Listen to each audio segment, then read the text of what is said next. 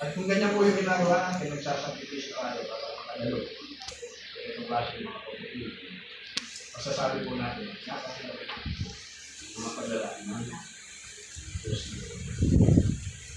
Ang ikat po paraan naman po ay yung huwag questionin ang paglalaan. Pwede po ba mangyari?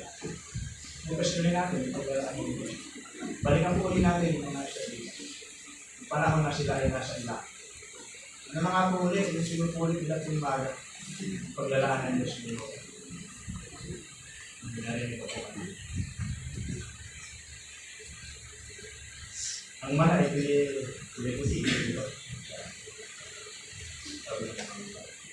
Sa pino, nag-aya ng pamuk. Ang lasa doon ito para mag-Diyos ang natin na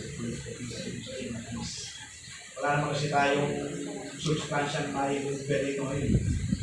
Kasi may mga meron paraan o paglalaan ng Diyos ngayon. Pero isa lang mo, talagang kamahama yung paglalaan ng Diyos. Pero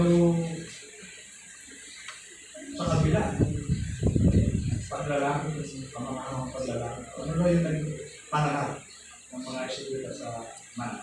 Basahin po natin dito sa bilang 21:5. Bilang 21:5.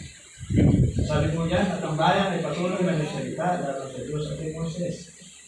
Bakit hindi pagiging labas sa dito para mamatay sila? Walang makaya ng tubig. At sa walang kwenta.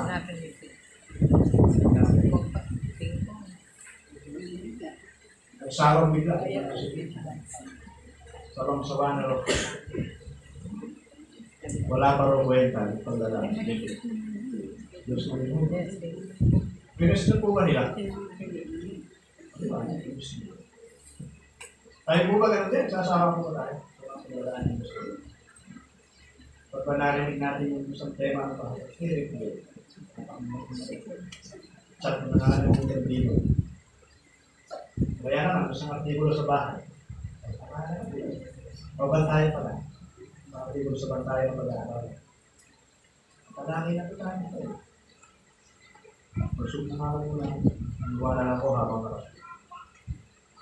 Hindi po ba nagsasama po ba tayo sa mga paglalaan ng Diyos? Ano po ba yung gamot sa taong nakabiling? Ito po pala ay paalaala sa atin. May hihig paalaala ng Diyos. Dikas po sa atin, marunong ito. Testingin po natin. Ano po yung text ko ngayon? Nakapag-text na po siya.